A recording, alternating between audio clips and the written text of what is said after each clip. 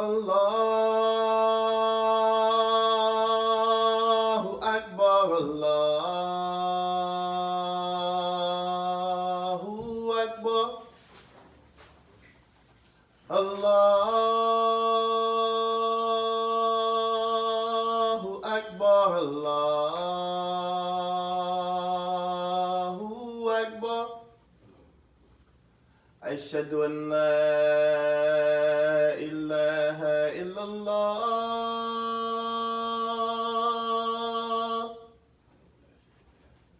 أشهد أن لا إله إلا الله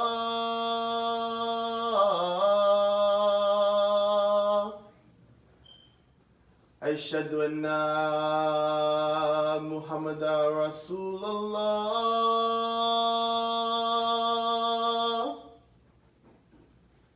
أشهد أن محمدا رسول الله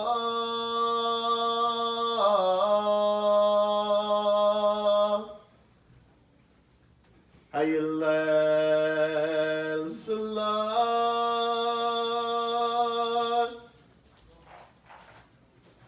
حي على الصلاة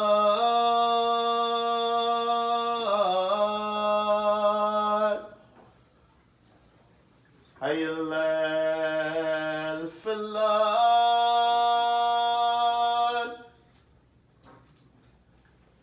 حي على الفلاح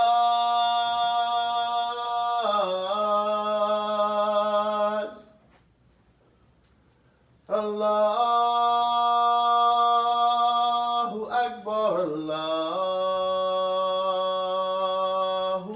أكبر لا إله إلا الله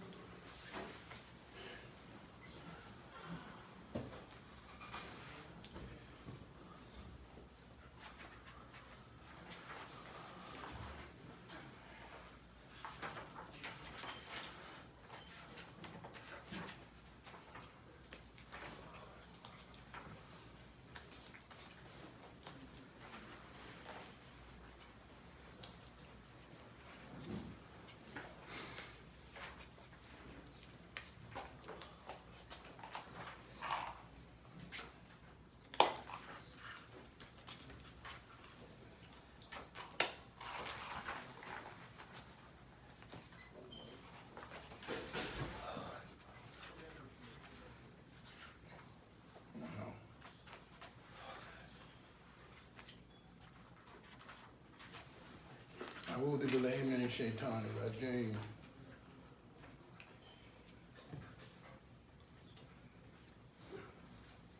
بسم الله الرحمن الرحيم. Excuse me. Hassan, reach up there and cut that fan on, please.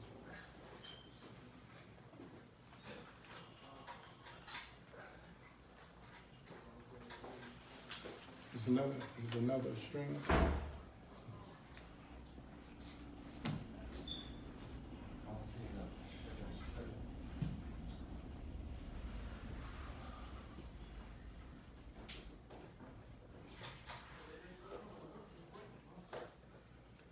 They broke the screen off.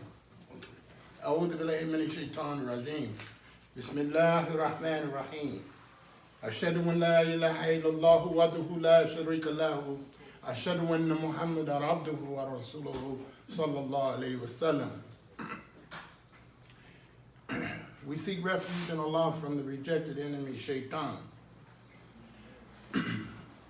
With the name of Allah, the merciful benefactor, the merciful redeemer. All praises is due to Allah, the Lord of the worlds, master of all the systems of knowledge.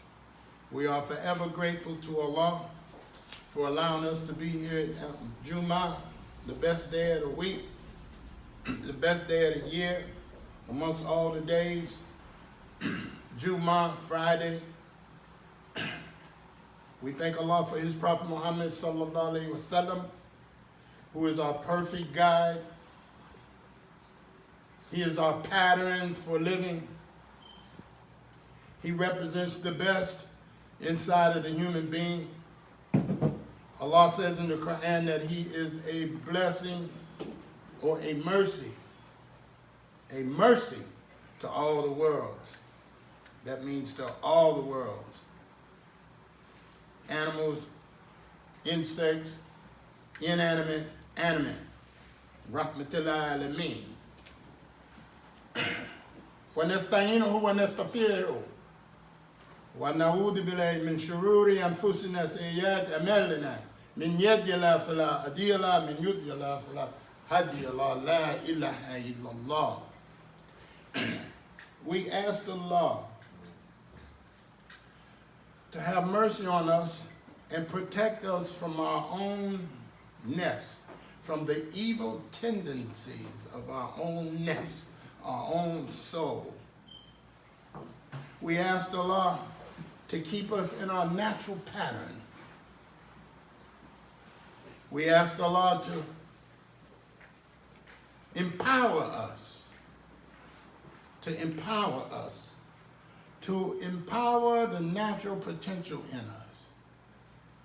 We ask Allah to refine our fujur, and to enhance and grow our taqwa. The fujur and the taqwa. Fujur is that potential in the soul that will and has the capability of allowing us to stray. It's a potential in there. We was not created evil. We was created with two potentials of the nafs. The nafs is nafsan wahida. Nafsan wahida. Fujur, taqwa. In this word fujur, we have fajr. Fujur, fajr. Fajr is the dawning of the day, and on the spiritual level, Fajr is the dawning of enlightenment. We ask Allah to grow us in this book and grow us in beneficial knowledge. All knowledge is not beneficial. Allah has given us the book Al-Kitab, the book in which all other books are certified. We certify and clarify the Injil or the New Testament or the Old Testament. The Quran certifies its purity and verifies its purity. And also the Quran condemns the lie in the books. It certifies the truth of the books, and it condemns the lie of the book. We as Muslims, we have to accept what Allah has given us in the Quran. That's what we believe. That's where we have to have moral courage. Moral courage. We have to have moral courage. In other words, we just don't agree conveniently with what we know that the Quran is against. We have to be against what Allah is against. Why is that necessary to say to the Muslim? Because sometimes we as Muslims, we rationalize our position. For instance, just because something is made popular and something is made legal doesn't mean that the Muslim have to accept it as that. You have cultural rules and laws, then you have revealed rules and laws. Our standard is revealed rules and laws. That's our guidelines. What Allah says, that's what we believe. What Allah says we should be about, that's what we should be trying to be about. Allah says that we should be Muslim, and then He defines the Muslim. The one that is active. There's action being Muslim. He is the one who says the salat. He says the salat. This is big. We wake up every day and we have an agenda. We're picking up from last week. We have an agenda to where we say the salat. It's not a small thing. It's a big thing. It's a big time thing in our lives. 5 times a day, we say the salat. Because why? We have moral courage. We say the salat regardless of what people say. Why are you praying out in the open? Because I have moral courage. I have guidelines. I have rules. I have laws. I have deadlines. I'm time sensitive. We can't say the prayer anytime you get ready to pray. That's dua. You can say a prayer anytime you want to get ready to pray. But we have to say the prayer based on the instructions of Allah subhanahu wa ta'ala who gave us the prayer. It's not light. Everybody don't get up saying 5 prayers a day. So who would have the advantage? One who incorporates this 5 prayers a day and one who does not pray. You have to believe that you have an advantage. We have to believe in the book and the wisdom, the al-kitab and the hikmah. And the hikmah, wa hikmah. Why is the why in there? Because it's additional. It's additional. Believe in the book and the hikmah. That means when it's explained to you, you have to have the same, interest in understanding the explanation as you did when you read it. So you can do a cursory reading. And you read the book, it says, I give you the book and the hikmah. Now, where's the hikmah coming from? We have to be taught the hikmah. In Al-Islam, there's no such thing as you coming into correct perception without being taught by a human being. Men have this thing in us, men and women. Just say humanity has this little strange thing in us to where we say, don't nobody teach me. I don't follow nobody. When our religion is based on us following a man under the guidance of Allah subhanahu wa ta'ala. So when it says, La ilaha illallah, Muhammad and wa Muhammad al-Rasulullah, that means that the spirit of Muhammad and Allah Almighty is the same. The clarification for that is that in the Quran it says it is as though that spirit is shot off from one bow, 2 arrows going the same direction. That's where we get the Shahadatain. In our tashahhud, we have La ilaha illallah Muhammad Rasulullah. Yeah, we have that. And we present one finger. But the logic, you got to keep following the logic. Can you be a Muslim, an operative Muslim, without believing in Muhammad, the Rasulullah? Can a Muslim be a Muslim? Under the definition of what Allah says in the Quran, He says, Ati Allah, Ati Rasulullah. Obey Allah and obey His messenger. There's no such thing as us being a Muslim in the ummah that Allah designed for us unless we believe in Muhammad. Now, why am I taking so much time with that? Because, first of all, there are people who believe that they don't need Muhammad as a model. Muhammad gave us this community. He established it for us under the guidance of Allah subhanahu wa ta'ala. So when you go say, La ilaha illallah, that's one finger. You halfway there. Muhammadan Rasulullah.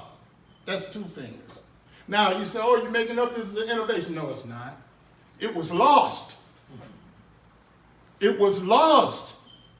1,400 years it was lost. Even some places on the earth now, they recognize that it is a shahadatain. It is not just a shahada. If I'm lying, if I'm lying, I'm flying right now. I'm not flying, and I'm not lying. That is the reality. Follow the logic. La ilaha illallah Muhammadan Rasulullah. We believe in Allah, the one God, and we believe that Muhammad is his messenger. The prayer expresses our belief. Every move that we make in the salat expresses our belief. When we say Allahu Akbar, we're establishing our priorities.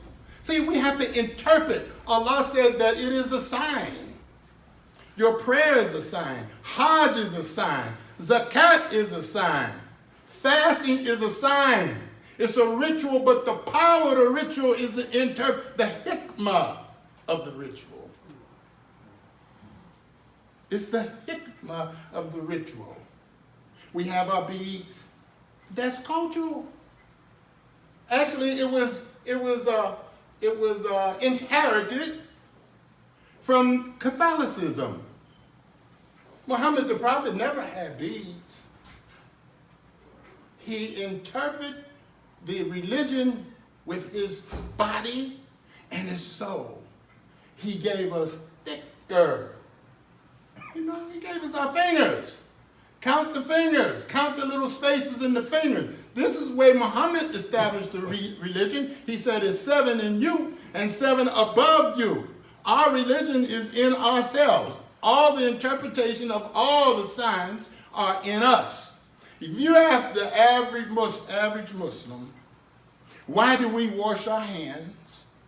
Why do we bow in sajda? Why we sit in jalsa? Why we stand in qiyam? They probably won't be able to tell you the reason. They'll tell you eloquently that we have to do it. But if you ask them, why do we put our hands right here, brother? We put our hands right here because the Maliki school did it, or one of the schools. I said, why do we do it? Did we have a reason for doing it? Why does the sister put her hands over her heart? They are expressing, these are rituals that have powerful messages in them. They're not just theater. When the people look at us, they see us going through these, but they don't know we are acting out our religion. We are expressing our religion through ritual. The man puts his hand here. What is here? His belly. What does the belly represent? The belly for a man, for anybody, represents his appetites. His appetites. You're asking Allah for us to be able to control our appetites. Those tendencies that will allow us to just get greedy in all of our affairs. We want what the next person wants instead of wanting what Allah gives us. All we have to do is set the table, then Allah closes the deal for us. We put in the work, then Allah closes the deal for us. So man puts his hands here in the prayer form to control, oh Allah, please. He's expressing this at the time that he's praying. Why do I say prayer? Because the Quran is a book of prayers. The Quran is a book of prayers. We praying. We just ain't recent. No, we're praying. These are prayers. So at the same time we're praying, we are unconsciously and consciously asking Allah, oh Allah, please let me control my appetites. Because it is my appetites that will get me burnt in the hellfire. Exaggerated appetites. You want everything. Al-Hakamu Takathur. Those who just go out with it in mind to get everything and everybody else's thing. So Allah says we establish moral courage and we omit out of our lives being morally cowardice. What do I mean by being a coward? You know what a coward is? Somebody that don't want to face anything. They run from the opportunity. That's a coward. So Allah tells us in this Quran that we, in our tawbah, in our turning, in our repenting, that we have to give up cowardice. Sometimes we coward about taking a certain stand because you ain't around the right people. I don't want them to know I'm Muslim. I ain't gonna say nothing. No, that day is over. Why is this so hot in here, bro? That's broke. Okay. All right, we'll see about it. But anyway, so moral cowardice. We don't want to be morally incompetent. Then we have what we call a moral indecision. We're not even decided about whether we want to be Muslim or not. We want to be Muslim temporarily. We want to be Muslim because it's convenient for us to be Muslim. You know, every now and then, we want to be Muslim. We want to bend the rules. Oh, we want to grow the marijuana now. Why you want to grow the marijuana, brother? Because it's from the earth. It's from the earth. Thank you, my brother. And it's legal. Who said it was legal? Well, the white man. We back to the white man again. You're going to say, why you bring up the white man, bro? I thought we went through that. Can you see that we haven't went through that? We haven't. We're going through that.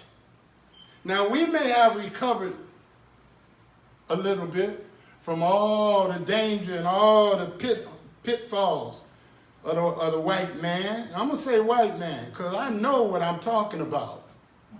I'm not going to pretend like this white man is not in front of us exercising his exceptionalism,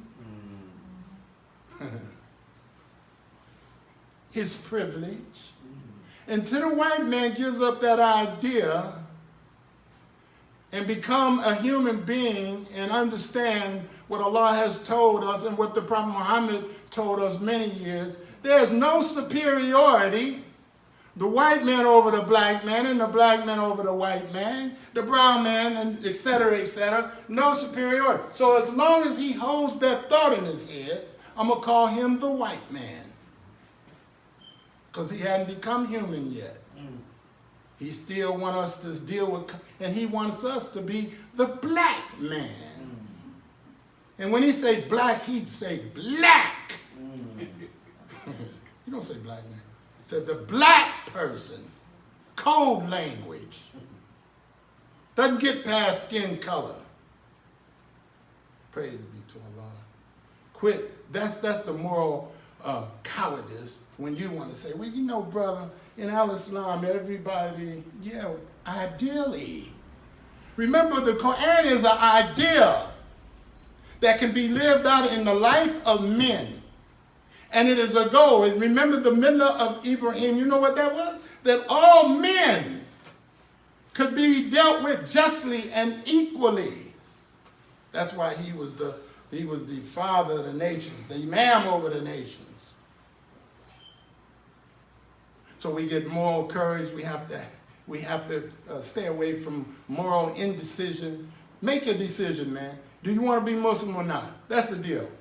Sister, brother, make your decision. You ain't going to be able to walk that middle line. That middle line is miserable. It's miserable. Everybody in the middle is miserable. You be better off way with both feet in the dunya. I'm telling you. Because you cannot make a commitment. And it's in the nature of man to commit. As long as you're in the middle, you playing this little game over here, you rationalizing the most outrageous nonsense. The white man made weed legal in your mind. No, man, you playing with yourself. It doesn't matter. What did God say? He said intoxicants and gambling is the scheme of the shaitan. And he's only here to make you slip and slide from the path. Well, ain't nothing happened to me, and I've been, I done hit the number 4 or 5 times. I done smoked the whole. Why am I saying it? Because this stuff still exists. It keeps you away from the purity. Last week we spoke about purity. And we spoke about tahara, being ethical, being right. And we all got a long way to go when we look at maybe where this is not ethical, but know that we got to get there. Know that we got to get there. Our ethical standing got to be strong. That's the moral courage. And then we have the moral indiscretions. Same thing we've been talking about. Look, everything will be revealed. We ain't getting on nobody. Matter of fact, I'm clearing my shelf myself. See, that's the way you got to do when you're up here. You got to clear your shelf. So I'm comfortable with saying what I'm saying. But I ain't always been able to say it. And guess what I did? I ain't say nothing. So you don't say nothing about, Allah says in the Quran, says, are you asking somebody to do something that you ain't doing? So only talk about, this is dawah, only talk about the things that you're doing. And if we ain't doing right, still condemn the things you ain't got to yet. That you got it on the shelf. I'm working on it, bro. What's wrong with that? That's better than pretending. Allahu Akbar. Rabbina atina fid dunya hasanatan wa fi akhiratin hasanatan wa qina adhabun nar.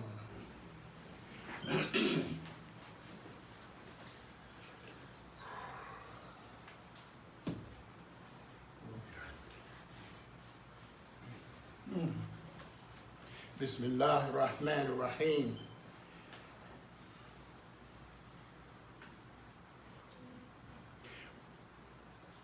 Tawbah. Turn away. Keep turning. 180, 360, then start all over again. Turn. We done built up enough in our lives for us to keep turning. Allah says that no matter which way you turn your faces, I'll be there. So we was talking about the signs. So we know we have Qiyam, that straight position. Purity, that's the long range message here. Purity and how you turn to get to purity. The turns we have to make to get to purity, to get the righteousness, to be good. Allah says in Al-Rahman, He said, what is the reward of good but good? He's asking you to think about it. What you think I'm going to do for you? If you're good, the reward for good is good.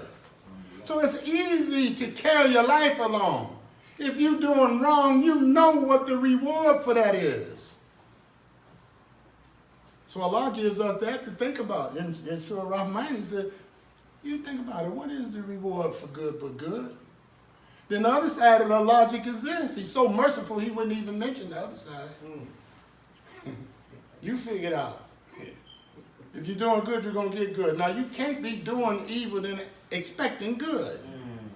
In other words, you praying to Allah for His benefits that He give the righteous. Do we deserve the benefit that is due to the righteous unless we're righteous? What is the reward for good for good?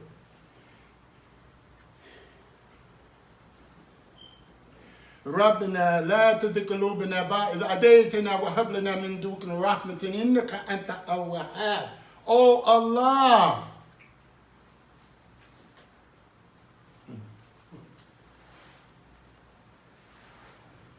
that prayer is a beautiful prayer. It says, don't let my heart go astray. Please don't let my heart go astray. And please let me turn. Let me turn towards you, not away from you. So that I may learn righteousness. Now that's still not part of that recitation, but this is additional. So that I may learn righteousness. Learn. La'alakum. So that we may learn righteousness. We have to learn it. We have to learn what it is. And when we learn it, we practice it. So, Allah has given us these powerful rituals. We're dealing with the book and the hikmah. So what we was hearing was the explanation of what we had just went over, the book. Now, the hikmah. Now, we went with why the man puts his hands right here, brothers and sisters. And not the ladies put their hands right there. The ladies, the sisters put their hands up here. Why? Because Allah noticed He gave us the wisdom to live out every day in our lives. The woman is more sentimental. More sentimental. Emotional. More emotional. Allah says in the Quran, the men are not like the women. We could put a big billboard up. I've heard that before. Put a big billboard up. Wouldn't it serve a good purpose now? Huh? I'm talking to the indecisive Muslim who rationalizes nonsense about male and female relationships. Don't let them off the hook. See that, you know, this, what they call this, when you're mixing the, what they call this, when they mix in the interpretations of their religions and they coming together, Jews, Christians, and Muslims, and everybody is one big happy family. But we lose ourselves because we're so busy wanting to be all right with the rest of humanity. And their positions are not like our positions. Our positions is that we refute and we do not accept homosexuality. We don't accept it in no form, no how, no way.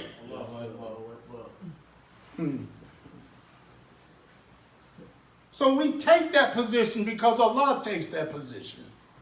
Let's take all the positions that Allah takes and see how good we can be. If you want to know how to be good, just read the Quran and see what positions Allah takes. Don't listen to nobody else. And you end up a good person. And you, what is the reward for being good, bro? It's good. And you get guarantees from Allah. So Allah gives us this symbolism. Keep following me, okay? Because I'm like, you know, it's like the Quran. They expect the Quran to be read like a chapter in the book, like a regular book. No. The Quran will deal with issues and then go to another issue. It'll get on a run, on a progression on one thing, and then go and get on a progression on another thing. And this is Allah subhanahu wa ta'ala. Don't you know He know what He's doing? It's not supposed to be read like another book. And that's why it's so beautiful. That's our book.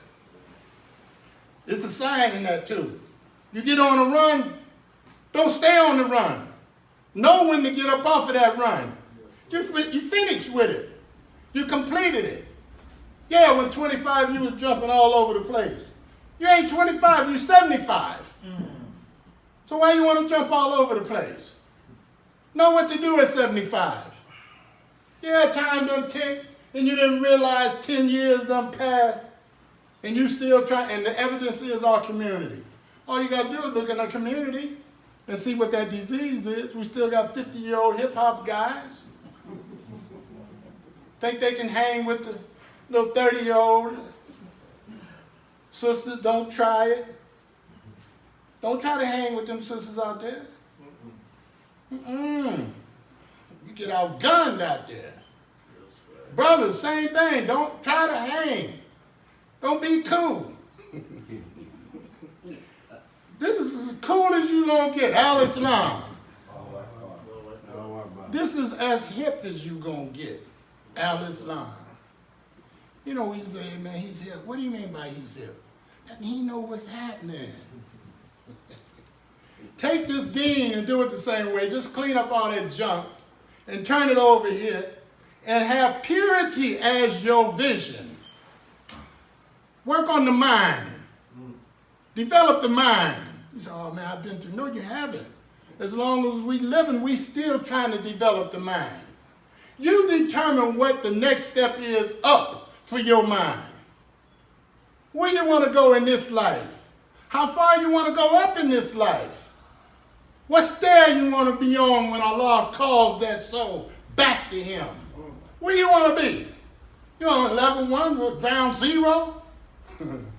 No. Ground 0 is the human nature. That's Adam. We on a journey. We are on a journey of curiosity, trying to find ourselves like Abraham did. And then he went up to 7 with the intellect. Remember, this Quran is only addressing the mind. It's only addressing the mind. That's all it is. It's for the mind and the soul. When I say mind, it's soul, the makeup of it. And if we want to purify it, Allah gives us the formula for purifying it. If we want to degrade it, He also tells you how you can degrade it. But the journey is up. Young people, middle people, seasoned people. Now here's a good thing for the seasoned people. The prettiest season in the year is coming up right now. Beautiful. Look at the leaves. Look at the leaves. I don't know, y'all in the South, man, y'all. You might have to go further south to see this picture that I'm talking about. But when you're up north, them colors coming towards us, them colors, beautiful. Brown, yellow, beautiful. The most beautiful picture of that leaf since it was born. Season. And for the elderly people, that says to us, if we read the signs correctly, the best of our beauty should be shown right now before you have to give it up. Because the next progression from that leaf falling, from that leaf showing its beauty, this is motivation for the older people. Man, don't give up on yourself. You're supposed to be the most beautiful now than ever. It makes sense, don't it? Your whole life is coming with you. And you made the turn. And you became moral. And your goal was purity. So don't it make sense that you look the best right now? Praise be to Allah. It's a beautiful time. And what is the sign for the young people watching that beauty? First of all, you should say, boy, I want to get what you got. You got 70 years? I'm praying to get 70 years. But the logic in this world, young people say, oh, you know, we call you all kind of names. Get out of the way, Pops. You know you're old when they start calling you Pops. Unc. Unc ain't as old as Pops. When you get Pops, they just like, hey man, you know, give Pops a pass. You know, he all right, man. Go ahead, man. Don't kill him. But look, that's the most beautiful picture because that older person is ready to give up that whole thing. When he fall off that tree, he going back to get rewound again. The resurrection, it don't never stop. That's why Allah says he appears to be dead, but he ain't. We live forever. The spirit lives forever. So now, while living, you can dictate how you go in.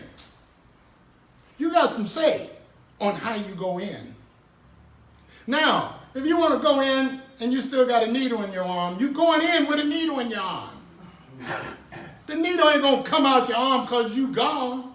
You was going in with the needle in your arm, the pipe in your mouth, the stuff up your nose. You going in like that, bro. There's not going to be no other thing happening with you. You going in just like you are. If you envious and you jealous, you going in like that. You still got that disease called the Negro. That thing that they made over 400 years of slavery. They made that thing. God made a thing. He made that. He made his man with symmetry and balance, and gave him the 5 senses, so that he could grow himself and have everything to do with his destiny, with the blessings of Allah. Don't sit down thinking it's going to happen for you, young people. You got to make it happen. Make yourself a good day. Don't have a good day. If you're having a good day, it's subject to everybody else imposing their will on you. I'm going to make myself a good day. Because I have this Quran. And guess what it guarantees us? This Quran, let's think. This Quran was given to us to give us the best life that any human being could live. There is no human beings that have a life like the Muslim life. Believe it or not. And I know we got good Christian people everywhere. But they didn't come in this door. And you know the difference. We had good Christians coming in this door. Them good Christians came in this door and they jettisoned up, flew up, and they was good already. In other words, Allah gave us the best life, the best design for life, the best equipment for life, and he gave us the best pattern for that life in Muhammad sallallahu alaihi wasallam. Remember, don't do your thing. Do the thing that Muhammad guaranteed you that if you do this, you will be successful. But remember, special people. See, we always got to cut out a little caveat for ourselves now. This was a strange thing that happened to us. Yes, sir. That was in the picture of humanity. Strange fruit hanging from that tree. Oh, yeah. That person you see on them pictures that got hung and burnt is our person. My daughter had said something. She was halfway there. But she said, you know, your great-grandfather was not a slave. I said, well, I don't know how you're doing the math. I see what you're trying to do. 80 times 5 is 400. But yes, he was a slave. Because if you keep going back, his father was a slave. And you keep going back, their father. It's incredible. 400 years is terrible to carve out. You know what it takes in this life, this little small time we got. 400. Where there was no mercy, no law for us, no nothing. Hung, burnt, raped at will. How are we supposed to forget this? This Quran is going to illuminate that. Because the Quran always bringing history up. The Quran is history for us to live today. Yeah, this book is a book of history. So why do, when we repeat what that tragedy that happened to us, we hear nonsense from the, from the stands, those outside of the tradition. And most nonsense we hear is from those Negroes who still Negroes. No, as long as Islam is being presented with the influence of Imam W. Muhammad, we'll never, ever forget our past. Ever, ever, ever. Don't ask us to forget it. Don't ask us not to talk about us. when we talk about us. Don't do that. Because every people have issues. So no matter where you come from, if you go back, you'll go back to your issue. And part of the reasons why some of us is over here is because of the issues. So when we talk about the issues that you coming into, and guess what? You might have been anything before you got here. But if you dark enough, you's a nigga. As far as these people is concerned. Yes, that don't mean that you give up the dignity of your real self. I'm just telling you the perception of those from the outside. That's not our perception. We not niggas. But understand that we understand that you know what you know. But once you come amongst over here in America, the greatest country on the planet Earth, and I say that because we have individual freedoms. Greatest country. More compatible with Islam than a lot of the Muslim countries because a lot of them is still being ruled by tyrants, telling a woman she can't drive, all that kind of stuff. We don't want to go over that. But here, we're going to tell you the truth. We was messed up. And we're working on the problem right now. So, look, we ain't there all the way. But guess what? We are sooner enough. You know what? That's what they say. Oh, that community over there, that one that was raised, presented to the world through Imam Muhammad, they not Muslims. They just getting ready for the Sunnah.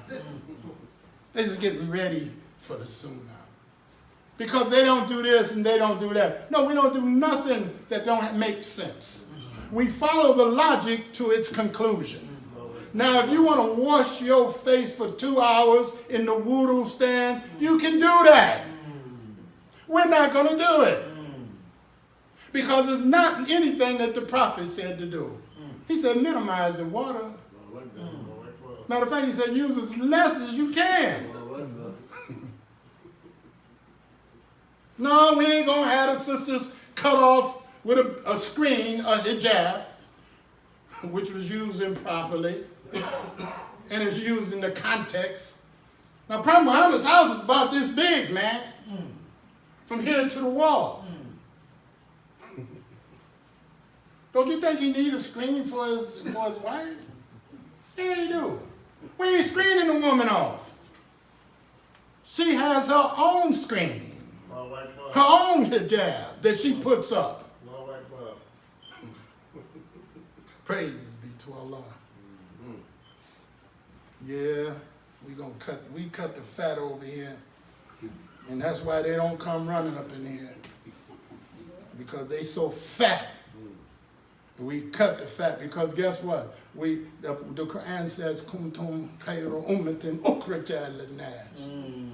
Out of you, out of the humanity, out of Muslims, or wherever you are, we want a community of people who practice excellence, who practice purity, who trying to be right. That's why we say we are among the best worshipers or the best followers of Muhammad the Prophet sallallahu alaihi wasallam. That's why we obligated that if it's trash out there, you got to clean up your trash. Every human being got to clean up his trash. Every Muslim got to clean up the trash, man. If you ain't married, get married.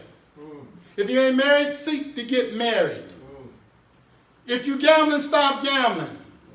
If you smoking weed, if you doing dope, stop it. Be Muslim. They're going to say, oh boy, here go the pure guy.